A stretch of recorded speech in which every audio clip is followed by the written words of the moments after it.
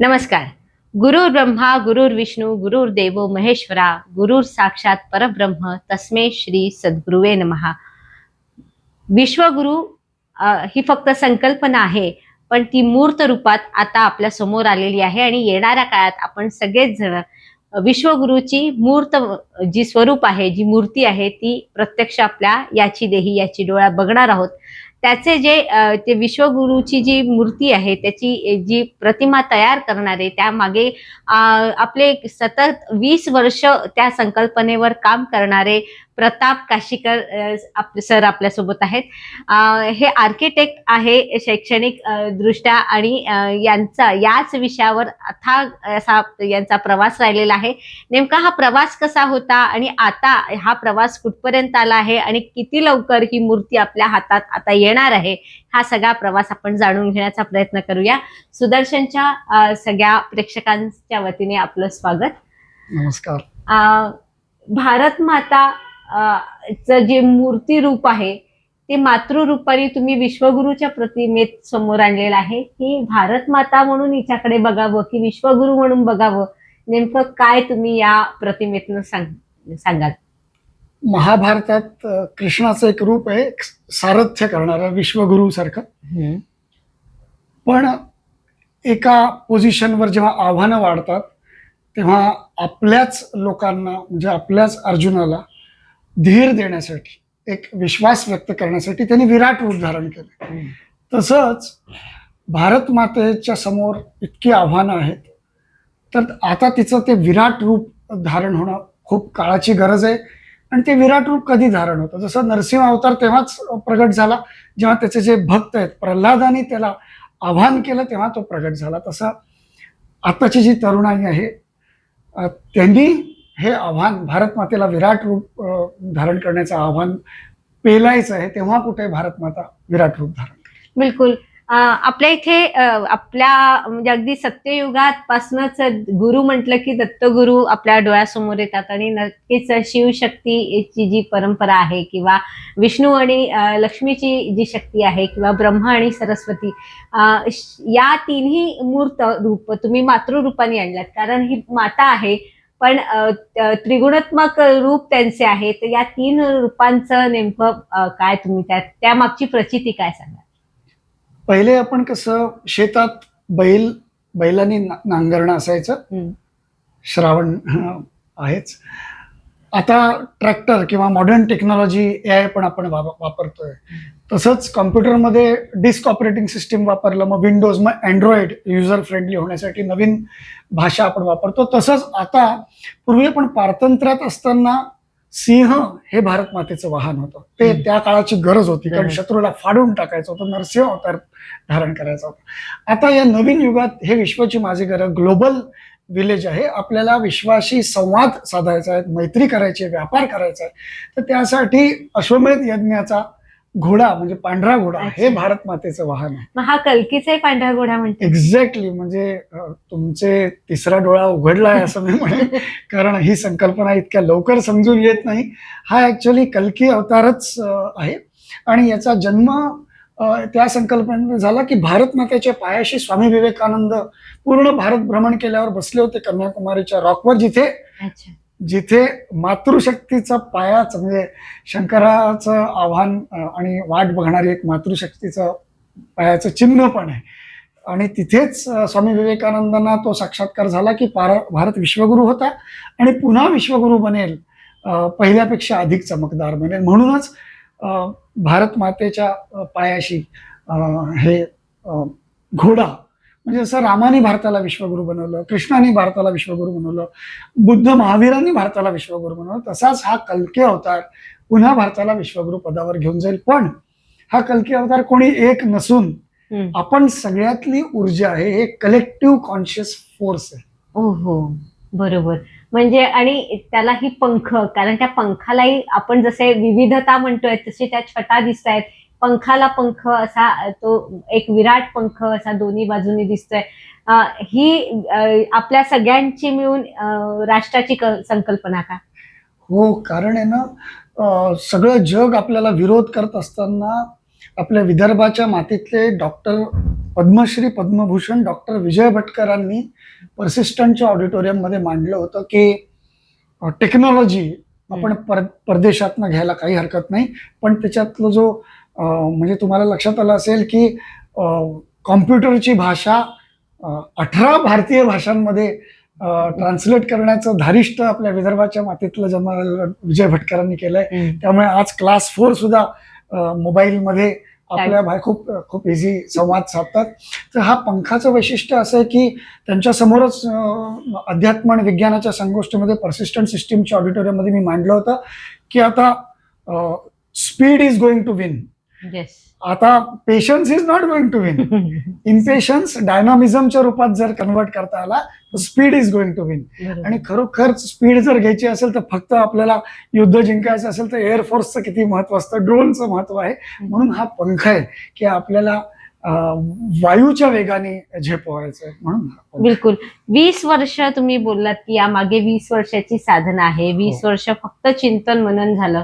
तर या चित्र नंतर मग ती पंचधातू, नंतर 3D आणि नंतर मग आता ही विराट रूपात.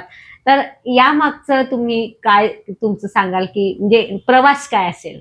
हो, ऍक्च्युअली याची सुरुवात प्रचंड दुःखातनं झाली. माझी आई कॅन्सरनी आजारी होती. ती टाटा मेमोरियल मुंबईला सारख्या चक्रा होत होत्या आणि मी शिकत होतो आर्किटेक्चर.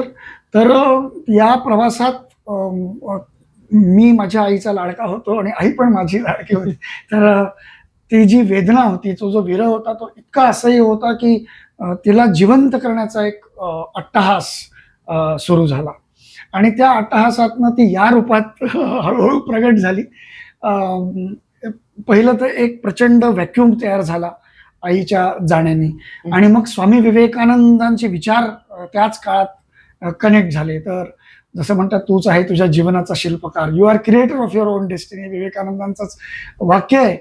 आणि तिथनं जर हे भाग्य आपल्यालाच घडवायचं असेल तर काय करावं लागेल, तर एक जाणवलं आपल्या समाजात जातीमध्ये लोक विभागली आहेत, महापुरुषांमध्येही भांडणं आहेत. कोणी आंबेडकरांना मानतात, कोणी सावरकरांना मानतात, कोणी गांधीजींना मानतात, कोणी टिळकांना, सुभाषचंद्र बोसांना मानतात. म्हटलं एक असं युनिफाईंग फोर्स, एक प्रतिमात्मक जर आपल्याला आई सगळ्यांची आहे. भारत मातेमध्येच एक 4-5 धर्मांचा जन्म झालाय, म्हणजे या धर्माची आई पण भारत माता आहे. तर म्हणून या भारत मातेमध्ये सगळ्या महापुरुषांचं चित्र इथे तुम्हाला समाहित आहे. आणि मला शारदा मातेचं वाक्य खूप अपील झालं. ज्या शारदा मातेने स्वामी विवेकानंदांना शिकागो मध्ये भाषण देण्याचं विश्व धर्म परिषदेत एक अनुमती दिली होती, तर तिचं असं म्हणणं आहे की 2 मुलं माझी 2 डोळ्यांसारखे आहेत, मी भेद करणार नाही. मग त्यातला एक तपश्चर्या करणारा असू दे, दुसरा एक पापी असला तरी तो माझा मुलगा आहे, मी काही भेद करणार नाही. आणि मग अशाच आईच्या प्रेमामुळे वाल्याचा वाल्मिकी होऊ शकतो.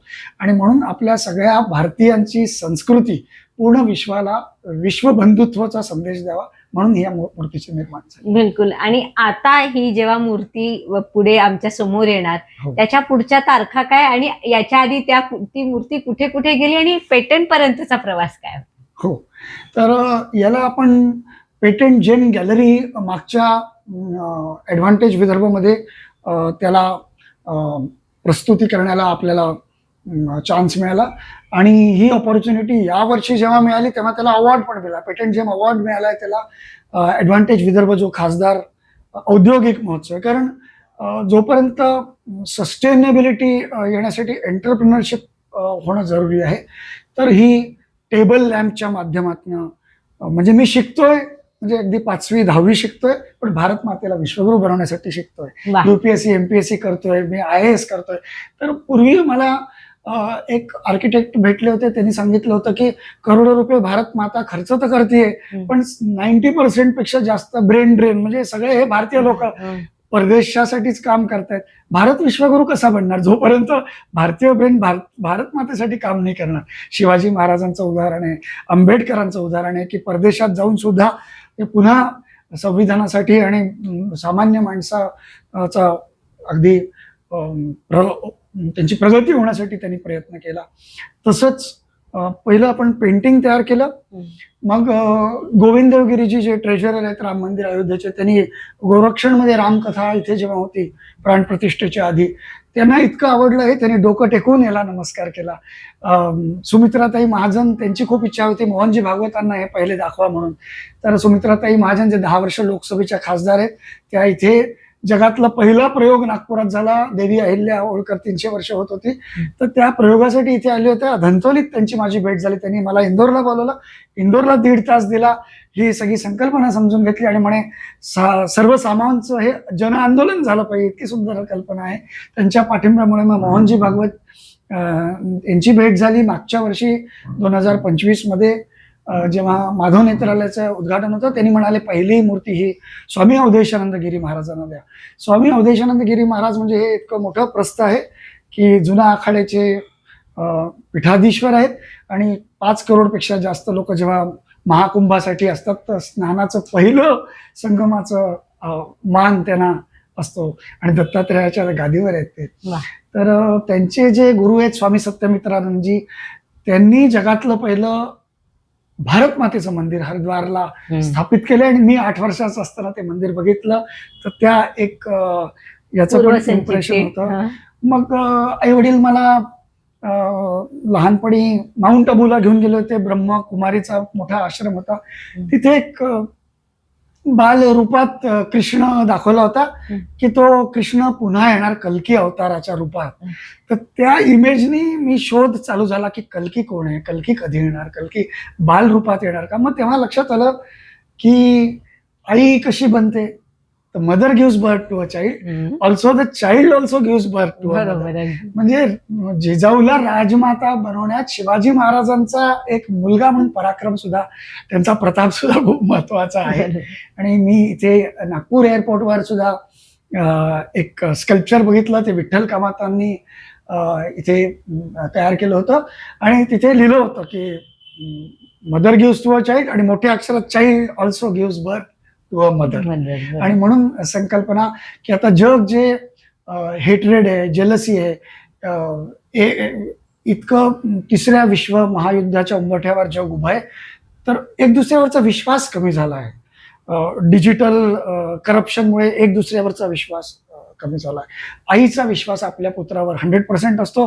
तुम्हाला माहिती आहे की थॉमस अल्वा एडिसन जेव्हा शाळेत होते त्यांना शाळेतनं निष्कासित करण्यात आलं, कारण मुलगा आहे म्हणून तिथल्या प्रिन्सिपलनी टीचरनी सांगितलं, त्याच्याकडे लक्ष दिलं तर बाकीच्यांकडे अन्याय होईल, आम्ही एवढा वेळ देऊ शकत नाही. आईला घरी जाताना एडिसन बाल मनावर त्यांचं हे विचारत होते की काय काय सांगितलं तुला. तर चिठ्ठी दिली होती प्रिन्सिपलनी, तर चिठ्ठी फोल्ड करून लॉकरमध्ये एक सुटकेसमध्ये ठेवली कायम आईनी. आणि आईनी सांगितलं आईनी मुलगा इतका हुशार आहे की तुम्ही त्याला वेगळं शिकवा, तो जगाच्या पुढे निघून जाईल. आई एक विद्यापीठ आहे. आईने जर आपल्या मुलाला हा मेसेज दिला की तू जग जिंकू शकतो, तर डेफिनेटली शिवाजी महाराज छत्रपतीपर्यंत पोहोचू शकतो. बिलकुल. आणि या तिन्ही मूर्ती प्रकारातला तुम्ही हे सांगा, कारण या मूर्तीमध्ये शस्त्र आहे, कुंभ आहे, कलश आहे आणि काय म्हणतात शेवटच्या हातात, आणि प्रत्येक मूर्तीत पूर्ण जग आहे. तर या सगळ्या मूर्तींचं वैशिष्ट्य सांगा. हो, म्हणजे स्वामी विवेकानंदांना फॉरेनमध्ये, युरोपमध्ये खूप भाषणं झाल्यावर एक माणूस खूप कन्फ्यूज होता, कारण त्याला वेद माहित नाहीत, उपनिषद माहित नाहीत, पुराण माहित नाहीत आणि एवढा मोठा महासागर भारतीय संस्कृतीचा, शास्त्रांचा. ते म्हणाले विवेकानंदांना एक 4-5 ओळीत तुम्ही सांगू शकता का. तर विवेकानंद म्हणाले तुम्हाला मी भारतीय संस्कृतीचं सार एका शब्दात सांगू शकतो आणि ते आहे फोकस किंवा पॉवर ऑफ कॉन्सन्ट्रेशन. म्हणजे जो अर्जुनाला पक्षाचा डोळाच दिसत होता तो कॉन्सन्ट्रेशन, हेच भारतीयत्वाचा सर्व सार आहे. आणि कुठेतरी तुम्हाला याच्यात सगळ्या पृथ्वीचं कल्याण, वसुदेव कुटुंबकम किंवा भारतीय संस्कृती एका इमेजमध्ये 3D मूर्तीमध्ये आपल्याला एका सेकंदात कळतं. आणि म्हणून अजंता एलोराच्या मूर्त्या आजही लोकांना अपील होतात. तर हा जो प्रवास आहे मूर्त्यांचा, याच्यात कुठेतरी कोरोना काळाचा सुद्धा इम्पॅक्ट आहे. कोरोना काळात भारत मातेच्या हातात कुठेतरी एक वॅक्सिन, कारण आपल्याला हनुमानाने जसं संजीवनी बुटी दिली तसं आपण बाकीच्या लोकांनाही वॅक्सिन दिलं होतं, पण कुठेतरी भारत पहिल्या मूर्तीमध्ये मी वॅक्सिन देण्याचा प्रयत्न केला, पण मला ते निगेटिव्ह वाटलं. कुठेतरी इंजेक्शन दाखवलं तर एक भीती वाटते, म्हणून निगेटिव्ह वाटतं. ते काढून मी अमृताचा कलश दिला आणि कुठेतरी हॉस्पिटल्समध्ये ही मूर्ती जर गेली तर याला विरोध होणार नाही. का तर आपण कुठेतरी धन्वंतरी सगळ्यांचा आहे, जसं कबीर महाराज सगळ्यांचे आहेत. सगळ्यांचे. पण लोकांना वाटतं ते आयुर्वेदाचाच धन्वंतरी आहे म्हणून फक्त आयुर्वेदिक हॉस्पिटल्समध्ये धन्वंतरीची पूजा होते.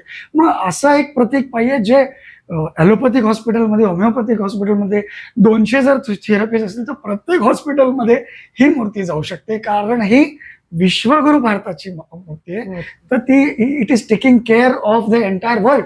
म्हणजे ही जगाला कल्याण देणारी, वसुधैव कुटुंबकम, जगाचं संगोपन करणारी, एक काय म्हणतात त्याला, परंपरेला जपणारी. कारण कल्चरमध्ये युद्ध नाही होत. धर्मामध्ये माझा धर्म तुमच्यापेक्षा चांगला असं लोक म्हणतात, आणि कल्चरमध्ये माझं कल्चर तुमच्यापेक्षा वेगळं आहे असं. तर कल्चरमध्ये विरोध नाही होत. धर्म कुठेतरी नदीसारखा आहे. मग गंगा वेगळी, जमुना वेगळी, सरस्वती वेगळी, आणि अध्यात्म हे एक अध्यात्म आहे. तर याच्यात काही सर्वसमावेशकता आहे. तर हे पंचधातू मूर्तीमुळे आदिवासी जे लोक आहेत, द्रौपदी मुर्मू नागपूरला आल्या होत्या, सगळ्यात पहिले आदिवासी आर्टिस्टना भेटल्या होत्या भामरागडच्या. मग त्यांच्या हातनं मुद्दामून मी ही मूर्ती, ही माझी ओरिजिनल 3D फायबर प्रिंट ही मी केलेली मूर्ती आहे. मग त्यातनं पेंटिंग तयार झालं. मग ही पंचधातू ही मूर्ती जी आहे, तुम्ही बघाल एका हातात अमृताचा कलश आहे, एका हातात वीज आहे. कारण आजकाल शक्ती जर असेल, आता तुम्ही बघताय भारताचा पंतप्रधान तर पुन्हा एकदा स्त्री आहेच, आणि ती पण आदिवासी. म्हणजे तुम्हाला लक्षात आलं असेल की एशियाड आणि ऑलिम्पिकमध्ये ज्यांना पायात बूट घालण्याची हे नाही, त्यांना ट्रेन केलं जातं आणि त्यांचा अंगठा कापला जात नाही. बरोबर. त्यांना उलट मेडल्स ऑलिम्पिक आणि एशियाडमध्ये मिळावं म्हणून प्रयत्न केला जातो. तर ही सगळ्यांना प्रोत्साहन, मोटिवेट करणारी आहे. तर हिला नवीन पिढीचं युथ पण मानावं म्हणून हिचं टायटल सिलेक्ट केलं आपण, मदर ऑफ मोटिवेशन. MOM म्हणजे मॉम. कारण इंग्लिश मीडियम मध्ये खूप जण शिकतायत, तर त्यांना पण ती आई म्हणजे AI पेक्षा AI MOM. हिरकणी ही नेहमी बीट करू शकते, म्हणून ही आईची निर्माण आहे. ही जी 3D फायबर मूर्ती ती खूप वजनाने अलगद आहे, पण येणाऱ्या लोकांना, अँबॅसेडर्स लोकांना ही आपण गिफ्ट देऊ शकतो. भारतीय संस्कृती आणि विश्वयुद्धाच्याकडे न जाता विश्व कल्याणासाठी, विश्वशांतीसाठी याचा सगळ्यात मोठा उपयोग होऊ शकतो. Seeing is believing. आपल्या समोर हीच मूर्ती असेल, मंदिरांमध्ये असेल, आपल्या घरात असेल, स्टडी टेबलवर असेल, ऑफिसमध्ये असेल, आणि कुठेतरी MIDC मध्ये लोक जातात, थँकलेस जॉब वाटतो की मी कोणासाठी काम करतोय. तिथे मी अनेक MIDC व्हिजिट केलं, तिथे असं वाटलं की इंडस्ट्रीवाले सुद्धा फक्त लक्ष्मी पूजन करतायत. म्हणजे एथिक्स नाही, आपलं घाणेरडं पाणी केमिकलचं नदीत सोडून देतात खराब. तर कुठेतरी सरस्वती म्हणजे एथिक्स त्यांना पण पाहिजे.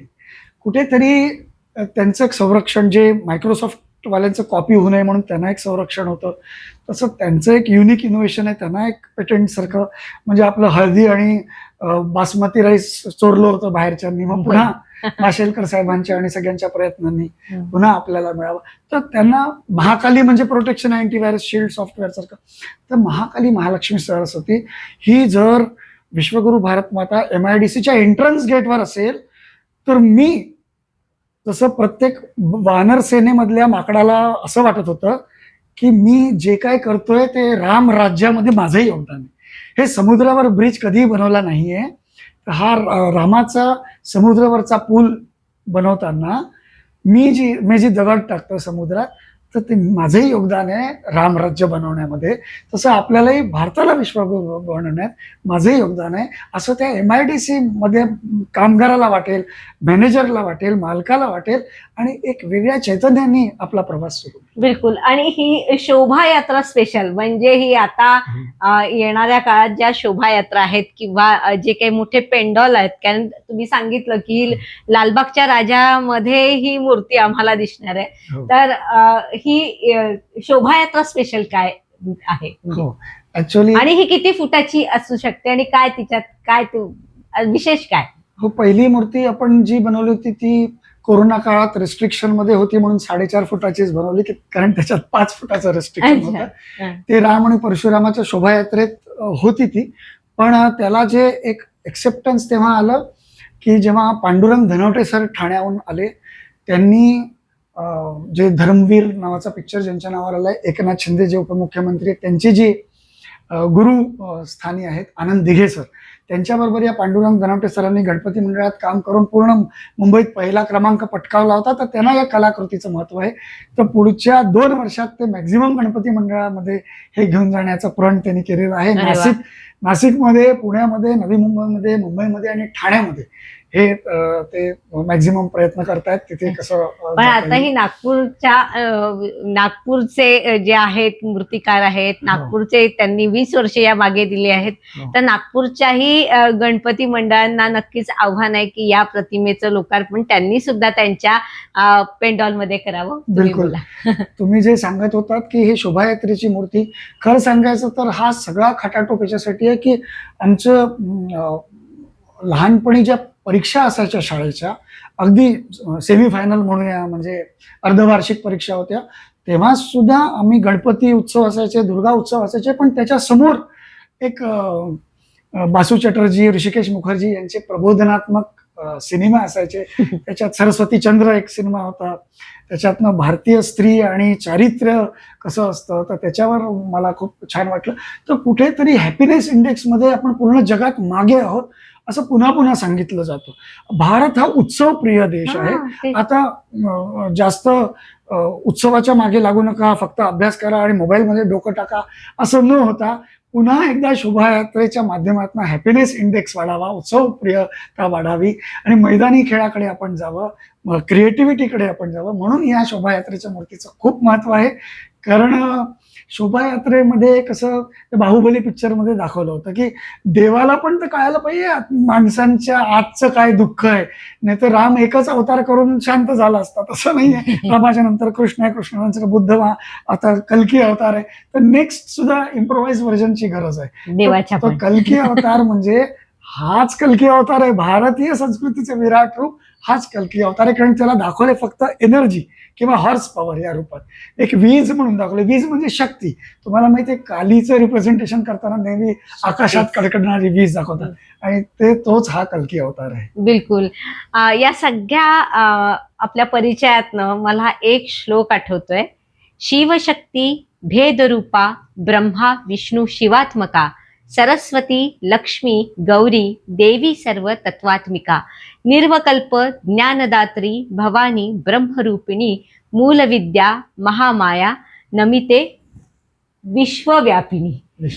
अगदी चोख बसणारा हा विश्वव्यापिनीचा हा विश्वगुरूची ही जी मूर्ती आहे ही मातृरूपिणी आहे. आणि यात ब्रह्मा विष्णू तिन्ही अवतार आणि जे सगळ्या शक्तीचं सार आहे ही तशीच ही मूर्ती तुमची तयार झालेली आहे. आणि नक्कीच नागपूर शहरातनं पूर्ण देशाला व्यापून टाकणारी एक विलक्षण शक्ती आहे आणि ती परत या मूर्त रूपात आलेली आहे आणि ती नक्कीच सर्व जगाला भारताला विश्वगुरु चा जो मुखोटा आपण भविष्यात घेणार आहोत किंवा जे मुकुट आपल्या देशाच्या मा भारतीवर चढणार आहे त्याची ही नक्कीच सुरुवात असेल. तुमचे खूप खूप आभार. धन्यवाद. एक शेवटचं सांगायचं होतं की तुम्ही जे म्हणत होता व्हॉट नेक्स्ट, पुढचे तारीख काय आहे, तर 12 सप्टेंबरला म्हणजे स्वामी विवेकानंदांचं जे भाषण दुसऱ्या दिवशी मीडियामध्ये छापून आलं होतं ती तारीख आहे 12 सप्टेंबर. 11 सप्टेंबरला त्यांचं भाषण झालं, छापून आलं 12 सप्टेंबरला. म्हणून या 12 सप्टेंबरला आम्ही अशा 108 मूर्त्या अशा मातृशक्तींना समर्पित करणार आहोत की ज्यांनी समाजासाठी सिंधुताई सपकाळ असं तर फक्त स्वतःच्या मुलासाठी नाही, यशोदेसारखं बाकीच्याही मुलांच्या कल्याणासाठी काम केलेलं आहे. आणि गुरु कौशल सरांनी आम्हाला 7.5 एकरची जमीन दिलेली आहे इथनं 55 किलोमीटरवर. तिथे याचा थीम पार्क पण आम्ही उभा करतोय. वा, खूप खूप शुभेच्छा. थँक्यू. धन्यवाद. थँक्यू. धन्यवाद.